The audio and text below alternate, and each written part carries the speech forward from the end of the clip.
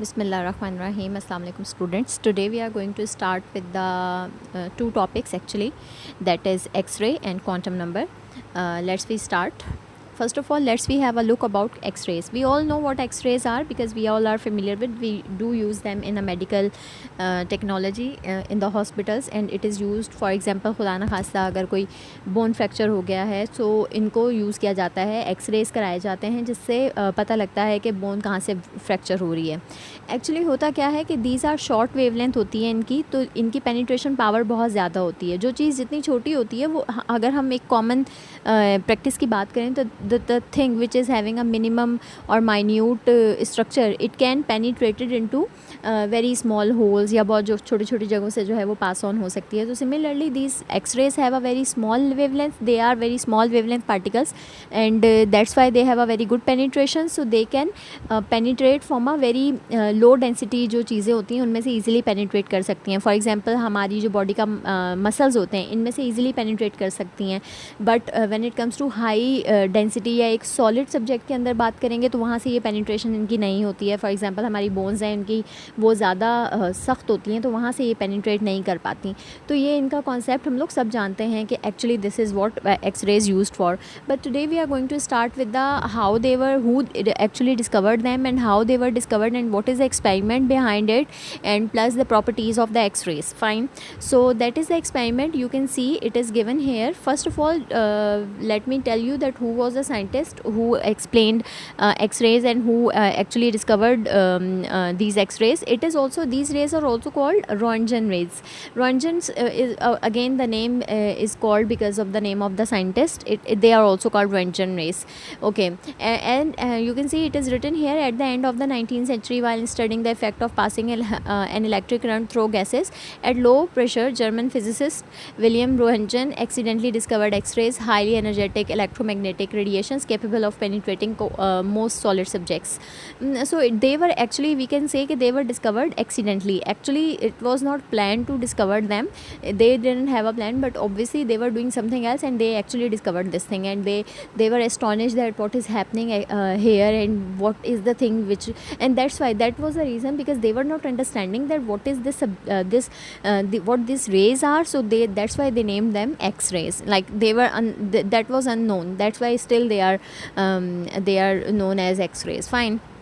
This is apparatus which is used for the, again this is the same apparatus you have seen it कि क्या होता है, what is cathode, what is anode, what is vacuum pump, why we are using it. Obviously these all things are same. Fine, so I'm going to explain you the remaining things which are important here. Fine, and after that I'll show the video so that you will be having a clear picture of the X-rays. Fine, so you can see here we have the main things. Let me tell you that it is our object.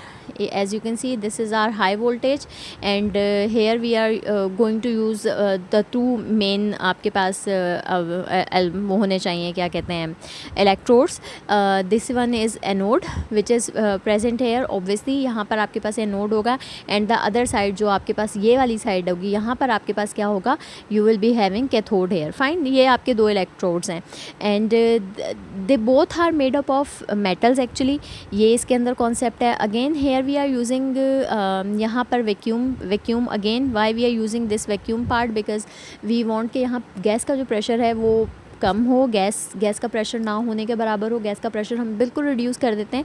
जो भी gas हमारे पास यहाँ पर for example present है, हम वो gas नहीं चाहते. फाइन, उसके बाद क्या है कि यहाँ जो एक चीज़ आपने नोट करनी है, the thing which is different here, this is this part. This is actually cathode के साथ एक फिलामेंट लगा हुआ है जिसको हम टंगस्टन फिलामेंट कह रहे हैं. This is a different part जो कि हमने पीछे नहीं देखा. प्लस यहाँ पर अगर आप एनोड पे देखते हैं तो यहाँ पर भी एक टंगस्टन रोटेटिंग एनोड है. Like the things are same. और यहाँ पर जो हमारे इस टंगस्टन को जो चीज़ कवर कर रही है, ये मैं आपको एक वीडियो दिखाऊंगी, उसके अंदर देखिएगा. The tungsten part was actually covered by a molybdenum metal, and same it goes with the anode part also. यहाँ पर भी टंगस्टन हमारे पास यहाँ पर लगा होगा, और उसको पीछे से जिस मेटल के साथ लगाया गया है, जो मेटल उसको पीछे से कवर कर रही है, दैट इज़ एक्चुअली कैथोड. और यहाँ पर होगा क्या एक्चुअली, और ये इसके अंदर मेन चीज़ है. And obviously we are giving a high voltage here. High voltage क्यों? ऑब्वियसली वी वांट के electrons should move from here. As you can see here we have this part arrows. These arrows are showing कि when we are going to apply a high voltage, obviously हम electricity pass कराएंगे, high voltage पास कराएंगे, current pass होना शुरू होगा, तो electron which are current यहाँ से सपोज कीजिए कि मूव होना शुरू हुआ, तो this filament will start getting heated. When this filament is starting to get hot, so it is going to emit some kind of electrons. Negative चीज़ कोई निकलेगी, और नेगेटिव चीज़ क्या होती है? We all know these are electrons. These are electrons which are going to strike on that anode part. Fine. और ये एनोड पार्ट पे जब जाएंगे तो obviously this anode is also made up of some metal. और यहाँ जो हमने एनोड यूज़ करना है, it must be of high melting point, और उसका मतलब मेल्टिंग पॉइंट यहाँ जो हम यूज़ कर रहे हैं ना, वो ज़्यादा होना चाहिए. इसलिए हम लोग यहाँ पर जो भी एक्सरेज़ के अंदर मेटल यूज़ करेंगे वो हाई एक सॉलिड, जैसे आपके पीरियोडिक टेबल में जो हाई मेटल्स हैं ना, हाई एटॉमिक मासेस वाली मेटल्स, हम वो यूज़ करते हैं. ठीक है. So the electrons which are coming from here, from this side, they are going to strike on this anode part. And जब ये स्ट्राइकिंग होगी तो होगा क्या कि मैं आपको एक्सपेरिमेंट बता देती हूँ कि एक्चुअली हो ये रहा था कि यहाँ से करंट पास कराया जा रहा था, ये फिलामेंट हीटअप हो रहा था, इलेक्ट्रॉन्स यहाँ जाते थे, स्ट्राइक करते थे, और यहाँ नीचे उनको कोई, नीचे देखिए अगर आप यहाँ पर, ये एक्सरेज़ का ये पार्ट है, यहाँ पर उनको कोई रेडिएशंस जो हैं वो नज़र आ रही थी. एक्चुअली अभी तक हमने जो काम पढ़ा था उसके अंदर सेम काम हो रहा था. कुछ चीज़ें यहाँ से जाती थी नेगेटिवली चार्ज, और कुछ चीज़ें यहाँ से जाती थी. ठीक है. They were just moving straight in a straight line, but that was a different phenomena, and that was a different thing for them कि that what is actually happening here, कि यहाँ पे ये चीज़ क्यों, ये यहाँ पे ये कौन सी चीज़ आ रही है आपके पास जो नीचे आके एक नज़र आ रही है. And you can see here it is written X-rays produce when high energy electrons hit the metal target. And high energy electrons, as you can see कि ये वाली चीज़ है, ये जो आपके सामने हाई एनर्जी इलेक्ट्रॉन्स लिखे हुए हैं, ये सही है. तो एक्सरेज यहाँ पर बनेगी. अब यहाँ पर हम लोग जो कॉन्सेप्ट मैं आपको बता देती हूँ कि वो होता क्या है. ऑब्वियसली ऐसा क्या हुआ जब इलेक्ट्रॉन यहाँ पे स्ट्राइक किए, तो ऐसा कौन सा फिनोमेना है जो यहाँ से कुछ चीज़ निकाल रहा है वो यहाँ पर आ रहा है. तो दिस इज़ एक्चुअली रेडिएशंस होती हैं जो एक्सरेज की प्रोड्यूस होती हैं. होता क्या है, लेट मी टेल यू. यहाँ देखिए, यू नो वेरी वेल कि हमारे जो इलेक्ट्रॉन्स हैं, हमारी जो भी मेटल है, अगर if I am talking about the heavy metals, तो उनके अंदर ज़रूरी थोड़ी है कि आउटर मोस्ट शेल में जस्ट एक ही इलेक्ट्रॉन होगा. उनके पास इलेक्ट्रॉन्स तो बहुत सारे होते हैं. तो आई एम जस्ट सपोज़ कीजिए कि these are the electrons. Fine. And suppose कीजिए कि इलेक्ट्रॉन यहाँ से कोई आ रहा है, और वो बहुत एक हाई पावर के साथ इलेक्ट्रॉन आ रहा है, लाइक दिस. ये जो है इलेक्ट्रॉन्स, ये आए हैं हाई पावर के साथ, और इन्होंने क्या किया है, इन्होंने आके इस पर स्ट्राइक नहीं किया इलेक्ट्रॉन्स पर, मेटल के. इन्होंने क्या किया, इनकी पेनिट्रेशन पावर इतनी ज़्यादा थी, या ये इतनी स्पीड में आ रहे थे कि ये यहाँ आने की बजाय, ये बाहर वाले इलेक्ट्रॉन को निकालने की बजाय, इन्होंने अंदर वाले इलेक्ट्रॉन को निकाल दिया. कोई भी हो सकता है, ये भी हो सकता है, ये भी हो सकता है. बस सपोज़ कीजिए ये वाला इलेक्ट्रॉन जो है वो रिमूव हो गया. अच्छा, ये वाला इलेक्ट्रॉन रिमूव हो गया, तो is it balance now? Because अभी तक तो हम ये देख रहे थे कि आउटर मोस्ट शेल से इलेक्ट्रॉन निकलता है. नॉर्मली यही होता है, आउटर मोस्ट शेल के जो इलेक्ट्रॉन्स होते हैं ना, ये वाले, ये रिमूव होते हैं जब भी रिमूव करना होता है. इनर मोस्ट शेल का इलेक्ट्रॉन रिमूव नहीं होता, बट बिकॉज यहाँ पर वोल्टेज इतना हाई था, इनकी पेनिट्रेशन पावर इतनी ज़्यादा हो गई थी, ये टंगस्टन फिलामेंट आपका इतना हीटेड अप हो गया था जब यहाँ से हमने हाई वोल्टेज अप्लाई कराना स्टार्ट कराया था, कि इसकी पेनिट्रेशन पावर या इसकी एनर्जी इतनी ज़्यादा हो गई कि ये बाहर वाले इलेक्ट्रॉन्स को नहीं, इसके अंदर इतनी पावर आ गई कि ये एटम के अंदर तक चला गया, और अंदर तक जाने के बाद इसने एटम के अंदर से इलेक्ट्रॉन को रिमूव कर दिया. ओके. अब जब ये इलेक्ट्रॉन यहाँ से रिमूव हो गया, let me draw it here. Suppose कीजिए यहाँ पर सिर्फ एक इलेक्ट्रॉन बच गया है. Now what will happen, the remaining electrons which are present here and which are present here, what they will do, they will come to fill this place. Fine. These electron will come and will try to help this innermost shell. And when this electron, suppose कीजिए this is the electron, this electron is going to jump from higher orbital to lower orbital. If you remember, in the previous lecture we have studied that whenever electron do transition, whenever electron jumps from higher orbital to lower orbital, it release energy. So definitely this electron should have to release energy, and this electron will definitely release energy. It will release energy, and that energy is actually responsible for X-rays. Fine. that energy is responsible for X-rays. I am repeating again, the electron from the any of the cathode जो हम tungsten use कर रहे हैं, they just move and they just strike on anode, this one. When they strike on anode, and these electrons have that penetration power so that they can remove electron from innermost shell. Okay, it is removed. Now the neighboring shell's electron will try to help this inner shell and will try to fix its position because it is removed, because it is not balanced.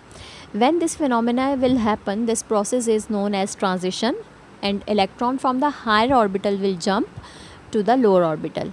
And when this transition is happening, when this higher orbital to lower orbital electron is shifting is occurring, so some radiations are emitted, and these radiations are known as X-rays. This is the concept of X-rays. Fine, hopefully you have understood the concept कि ये क्या चीज़ होती है, X-rays क्या हैं.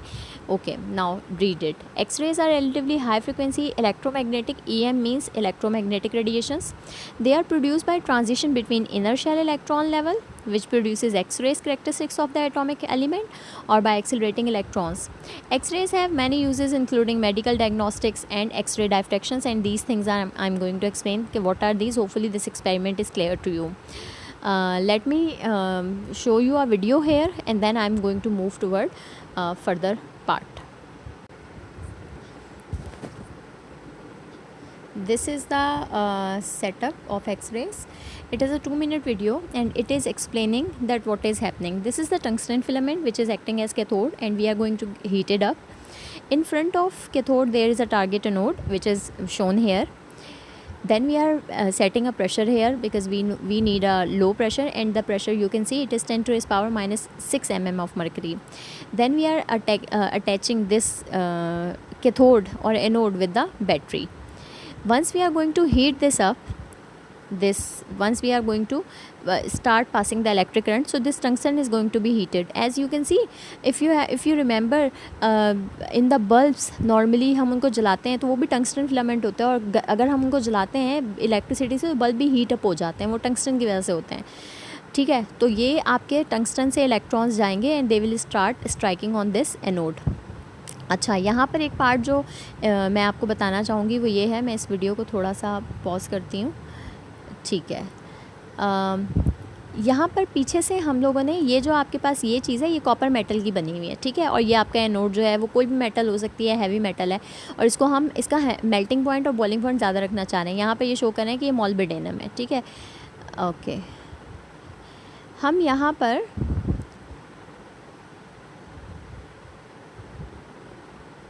जी, यहाँ पर एक चीज़ आपको बताना चाहूँगी मैं कि यहाँ पर पीछे इधर वहाँ पर एक चीज़ एक्सप्लेन नहीं की जा रही थी.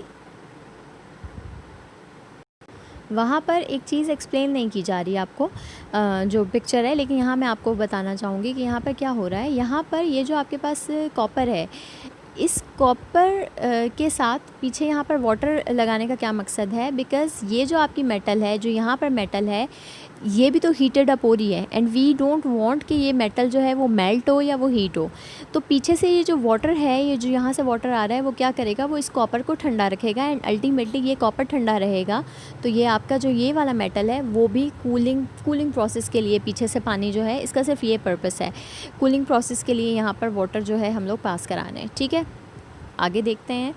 अब यहाँ पे आपको शो कर रहे हैं वो, तो हो यही रहा है, आपके इलेक्ट्रॉन्स आ रहे हैं, they are just striking here, and यहाँ पर आपके पास ये हो रहा है.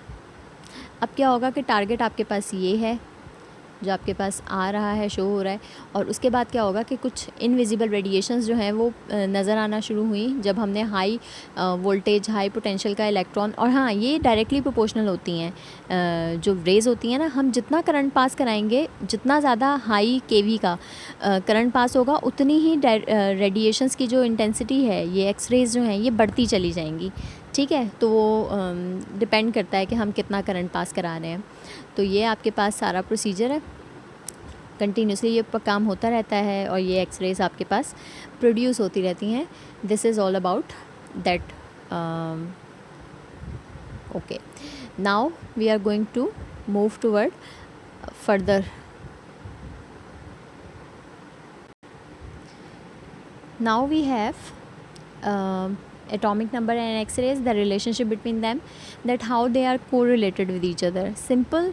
Don't forget that they have a direct we are going to after the discovery of X-rays, there was a scientist who gave a periodic table, जो आप लोगों को अगर याद हो, he gave a proper law of the periodic table, and it is known as Moseley's law of periodic table, and sometimes it is also known as modern law of periodic table also.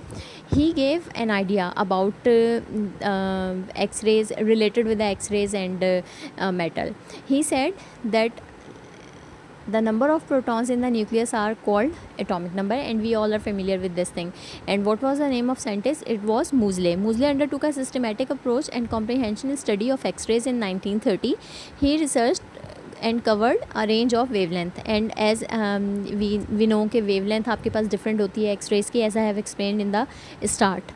Moseley proved that the frequency of X-rays increase in a regular manner from one element to the other, and it is very obvious कि आपके पास जब आप different metals use करोगे तो आपके पास atomic mass different होगा, आपके पास atomic number different होगा, तो ऑटोमेटिकली आपके पास जो नंबर ऑफ इलेक्ट्रॉन्स होंगे वो भी डिफरेंट होंगे, और उनकी जो इंटेंसिटी है वो भी डिफरेंट होगी. ठीक है.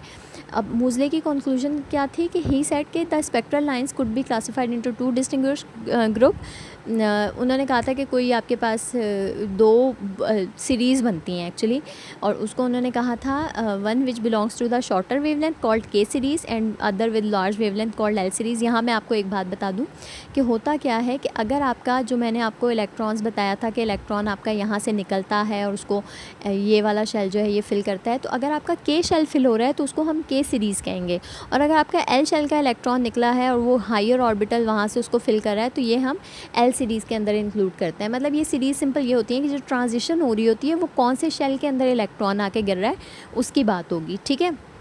और ये आपके पास in the target element is of higher atomic number the wavelength of X rays become shorter. जितना ज़्यादा आपके पास target element higher atomic number का होगा, आपके पास वेवलेंथ उतनी शॉर्टर होती जाएगी. और मूज़ले लॉ आपके पास ये आ रहा है, ये इसकी अच्छा इसकी कोई डेरिवेशन नहीं है, इसकी जस्ट यही रिप्रेजेंटेशन है जिसके अंदर हम लोग कहते हैं ये आपके पास फ्रीक्वेंसी है, ये आपके पास एटॉमिक नंबर है, और ये ए एंड बी इसके अंदर यहाँ पर लिखा हुआ है where A and B are called constant quantities.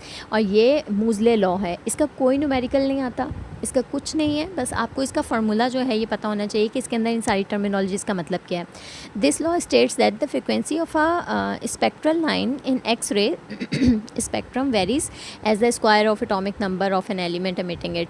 Like कि आपके पास क्या है कि फ्रीक्वेंसी जो है स्पेक्ट्रल लाइंस की वो वेरी करती है. किस चीज़ पे वेरी करती है, किस चीज़ पे डिपेंड करती है, क्यों वेरी करती है? एटॉमिक नंबर पे. जो आपकी मेटल डिफरेंट होगी, जब आपकी मेटल डिफरेंट होगी आपके पास फ्रीक्वेंसी जो है वो क्या होती जाएगी, चेंज होती जाएगी. नाउ कम्स एक्स-रेज के uses. We have two uses in our book and I am going to cover those two. First one is law of pattern of substance. What is the meaning of that thing? And X-ray diffraction. Actually these two things are connected with each other, and what this procedure is actually known, how we are going to explain it. Actually हमारे पास crystals होते हैं, crystals के अंदर layers होती हैं, and these layers को इनको study करना, क्रिस्टल्स की study in form of with the help of X-rays, वो कहलाती है law of pattern of substance. होता क्या है इसमें कि हम एक्स-रेज लेते हैं, एक्स-रे सपोज करें किसी सोर्स में से निकल रही हैं, उनको हम किसी स्लेट कहते हैं, एक ग्लास की एक छोटी छोटी पतली पतले से कागज़ टाइप के ग्लास होते हैं, और उसके अंदर एक छोटी सी ना बारीक सी एक इस तरह से जगह होती है, बिल्कुल पतली सी इस तरह से स्पेस होती है. ठीक है, स्लिट्स में से. तो हम क्या करते हैं, एक्स-रेज़ को उनमें से गुजारते हैं, और वो एक्स-रेज़ किस चीज़ से पास होती हैं, वो एक्स-रेज़ पास होती हैं क्रिस्टल से. और क्रिस्टल से जब पास होती हैं एक स्लिट के थ्रू, तो उनकी पीछे हम यहाँ पे कोई प्लेट रख देते हैं, फोटोग्राफिक प्लेट. तो वो क्रिस्टल्स क्या करते हैं, वो इस प्लेट के ऊपर अपनी डायफ्रैक्शन शो करते हैं, अपना पैटर्न शो करते हैं. कौन? Crystals, with the help of X-rays. This is actually law of pattern of a substance. I am repeating again कि एक्स-रेज को स्लिट्स में से गुजारा जाता है. स्लिट कहते हैं एक बारीक से, आपके पास बहुत बारीक से प्लास्टिक के या ग्लास के पेपर टाइप की चीज़ होती है, उसमें एक स्पेस, इसमें बिल्कुल एक बारीक सा एक होल तो नहीं कहना चाहिए, एक लाइन होती है जिसमें से जस्ट एक टाइम में एक ही रे पास हो सकती है। तो हम 2 रेज़ में से उन रेज़ को पास करते हैं। आगे हम यहाँ पर क्रिस्टल रखते हैं। क्रिस्टल में लेयर्स होती हैं और वो लेयर से जब एक्स रेज़ पास होती हैं तो वो फोटोग्राफी प्लेट पे अपनी डायफ्रैक्शन शो कर देती हैं। इस तरह से छोटे छोटे उसके ऊपर कुछ डायफ्रैक्शन शो हो जाती है। तो ये आपके पास क्या है, this is known as law of pattern of a substance. और ये जो डायफ्रैक्शन हो रही है इसको कहते हैं एक्सरे डायफ्रैक्शन टेक्निक। ठीक है, ये दोनों चीज़ें आपस में एक दूसरे से कोरिलेटेड हैं। इसके बाद हमारे पास जो नेक्स्ट टॉपिक आ रहा है, it is of quantum number. And what is quantum number actually? Quantum numbers क्या होते हैं? क्वांटम नंबर्स आपके पास सबसे पहले अगर आप लोगों को हम लोग डिस्कस करें कि आपने अभी तक क्या पढ़ा है। अभी तक आप लोगों ने एन पढ़ा है कि आपके पास नंबर ऑफ़ ऑर्बिट्स होते हैं। आपने अभी तक S P D F, I guess कि you are familiar with all these things, कि आपके पास शेल्स होते हैं, उनकी शेप्स होती हैं, जानते हैं आप लोग पहले से ही हो, लेकिन उनको नाम अब हम दे रहे हैं प्रॉपर। ठीक है, तो क्वांटम नंबर क्या है कि आपके इलेक्ट्रॉन की पूरी सपोज़ करें एक मालूमात है। आप जैसे कहते हैं, हम अगर अपनी बात करते हैं कि अगर मैं आपसे पूछूं आप कहाँ रहते हैं, I mean for example if I am living abroad somewhere else in the UK and you are living in the Pakistan. So मुझे आप बाहर कहीं मिले हो, तो मैं आपसे पूछूं आप कहाँ रहते हो और मुझे नहीं पता पाकिस्तान का कुछ, तो आप मुझे ये थोड़ी कहोगे कि मैं कराची में रहता हूँ। You will say I live इन पाकिस्तान। और हो सकता है if we are living in a different continents, so आप मुझे कहोगे कि अगर मैं फॉर एग्जांपल किसी डिफरेंट कॉन्टिनेंट से हूँ, for example I am from Antarctica, ठीक है, और आई एम फ्रॉम ऑस्ट्रिया और समवेयर एल्स, मेरा कॉन्टिनेंट ही अलग है आपसे। ठीक है, तो आप मुझे अपना कॉन्टिनेंट बताएंगे, आप मुझे या अपना बताएंगे कि भाई मैं तो एशिया से बिलोंग करता हूँ, और कोई बंदा आपसे कहेगा कि भाई मैं तो नॉर्थ अमेरिका से हूँ। लाइक अपने बारे में आप पूरी एक बड़े पर्सपेक्टिव पे अपने आप को एक्सप्लेन करते हो जब आप बाहर कहीं जाते हो।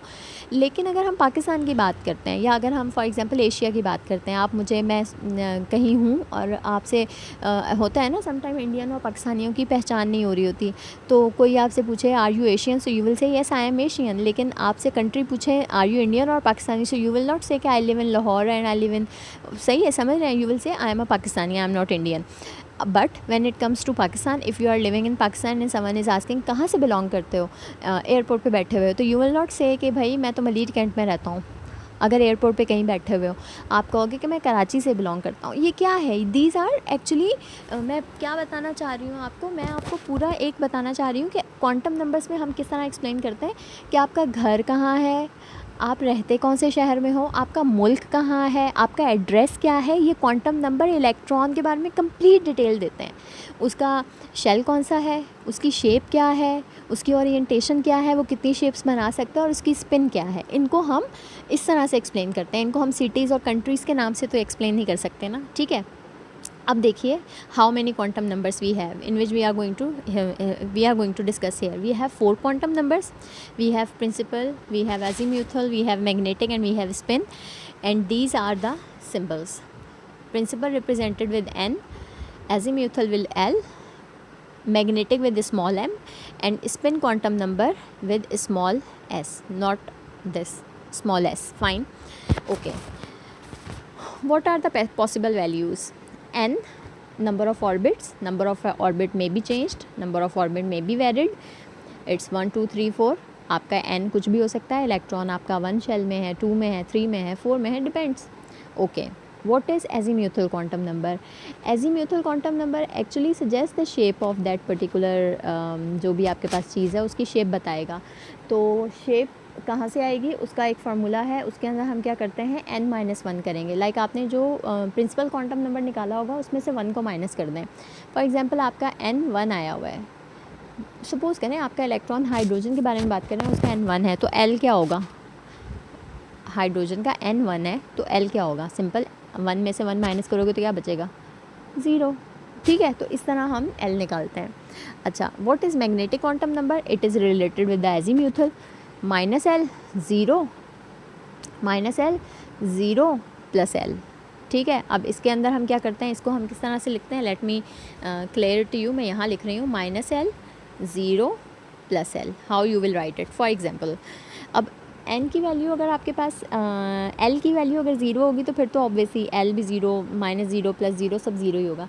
लेकिन सपोज़ करो कि हम n इज़ इक्वल्स टू 2 की बात कर रहे हैं, तो n is equals to 2, n is equals to suppose कीजिए यू हैव 2, तो what will be l, obviously l will be 1, 1 minus 2 minus 1 आपके पास क्या हो जाएगा, 1 हो जाएगा.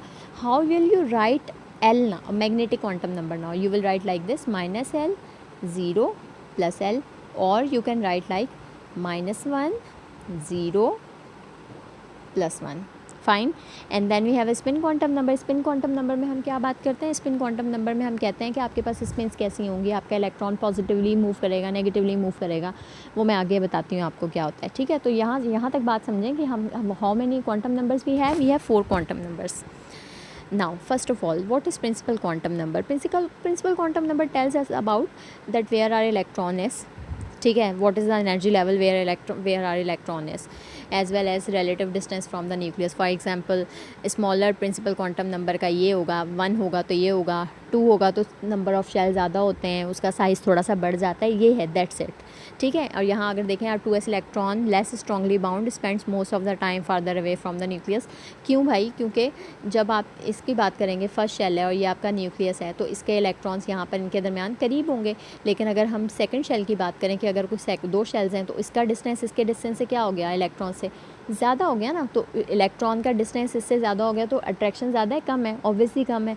इनके दरमियान डिस्टेंस ज़्यादा है तो अट्रैक्शन कम हो जाएगी. ठीक है, this is known as principal quantum number. Then we have azimuthal quantum number. azimuthal as we have discussed L से रिप्रेजेंट करते हैं और इसका फार्मूला होता है n-1. ठीक है, जो भी आपके पास n की वैल्यू होगी उसमें से सिंपली आप 1 को माइनस कर दोगे.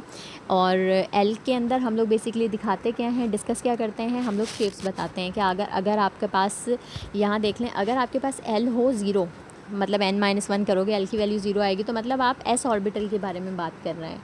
याद रखिएगा, s ऑर्बिटल के बारे में बात हो रही है. When your l is 0, let me zoom it ताकि आपको थोड़ा सा क्लियर नजर आए. ये l इज़ इक्वल्स टू 0 लिखा हुआ है. ठीक है, अगर आपका l 1 हो तो इट मीन्स कि you are talking about p orbital. और p ऑर्बिटल के अंदर आपके पास डम्बल शेप होती है जैसे कि यहाँ पे बनी हुई है.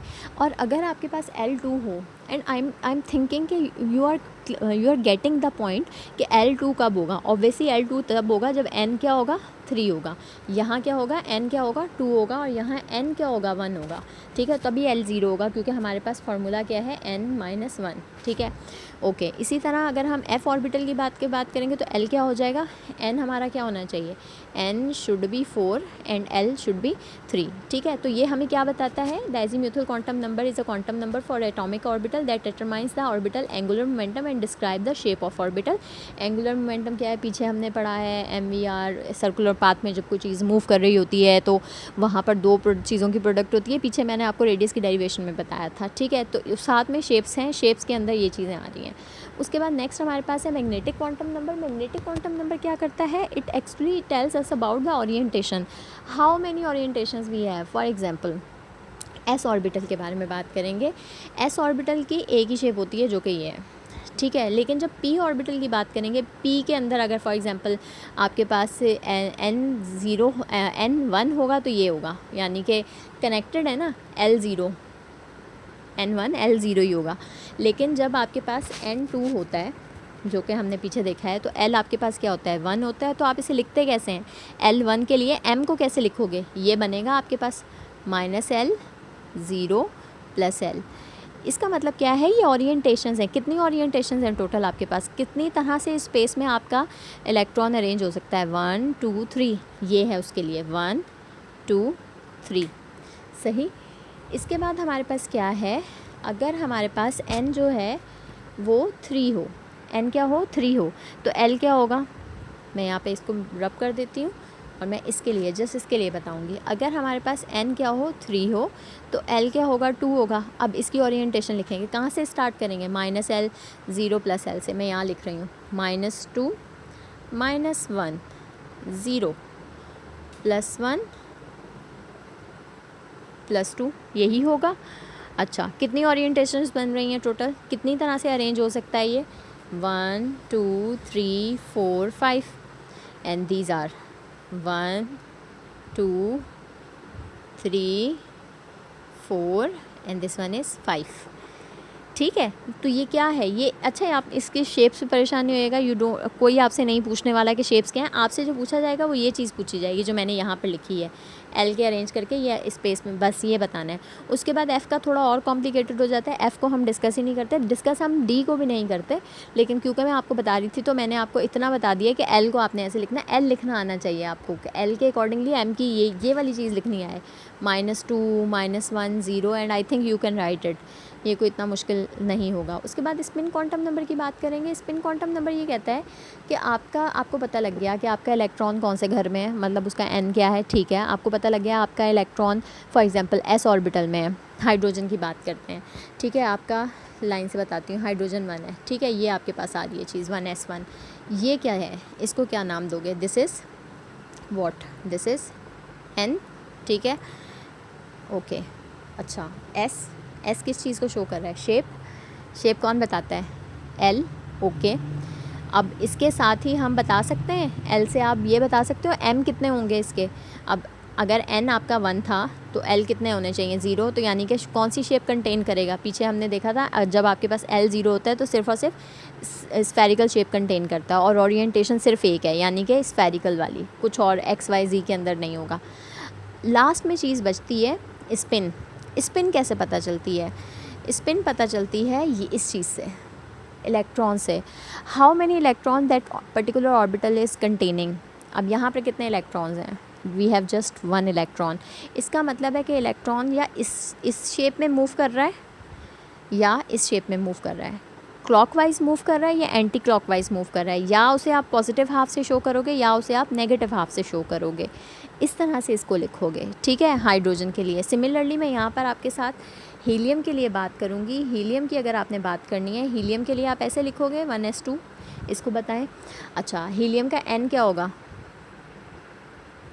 1, what would be l, 0, how many m we will be having, obviously l 0 है तो m भी 0 होगा। और व्हाट अबाउट s बताएं, कितने इलेक्ट्रॉन्स हैं, 2, तो मतलब 2 इलेक्ट्रॉन्स हैं। स्पिन या तो ये होगी या ये होगी, एक होंगे या 2 होंगे, एक ऑर्बिटल में मैक्सिमम 2 इलेक्ट्रॉन्स ही हो सकते हैं, ठीक है, एक ऑर्बिटल में। p ऑर्बिटल है तो उसके अंदर 3 ऑर्बिटल्स हैं, तो सिंगल अगर px py pz की बात करोगे तो सिंगल वाले में px में 2 ही इलेक्ट्रॉन होंगे, py में 2 ही होंगे, pz में 2 ही होंगे, ठीक है। तो आपने सिर्फ एक ऑर्बिटल, पर्टिकुलर एक ऑर्बिटल उठाना है, कोई सा भी। तो यहाँ s के अंदर 2 इलेक्ट्रॉन है, तो स्पिन्स कौन सी होंगी, स्पिन आपकी जनाब दोनों चलेंगी, पॉजिटिव हाफ वाली भी और नेगेटिव हाफ वाली भी, ठीक है। सो यहाँ तक हमारे पास क्वांटम नंबर्स का काम था। नेक्स्ट क्लास में इसकी और प्रैक्टिस करेंगे। Hopefully this is clear to you. अल्लाह हाफ़िज़।